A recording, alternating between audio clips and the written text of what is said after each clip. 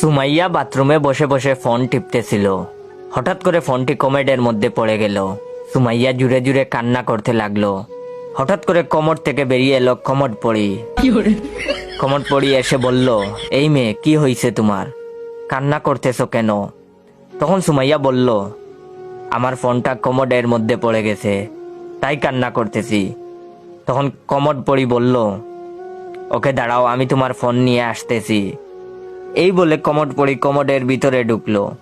তার কিছুক্ষণ পর কমোড পড়ি কমোডের ভিতর থেকে একটা সোনার মোবাইল নিয়ে বেরিয়ে আসলো। আর কমোড পড়ি বলল, এই ফোন কি তোমার সেই ফোন? তখন সুমাইয়া বলল, না, এটা আমার ফোন না। তো আপনারা এখন কি ভাবছেন, সেই জলপরীর মতো আরেকটা ফোন নিয়ে আসবে? আসলে একদমই ভুল। তখন কমোড পড়ি বলল, হারামজাদি, তুই কি মনে করতেছিস? এইটা কি সোনার ফোন? শালি, এইটাই তোর ফোন। টয়লেট লেগে গোল্ডেন কালার হয়ে গেছে। এটা শুনে তো সুমাইয়া বেহুশ।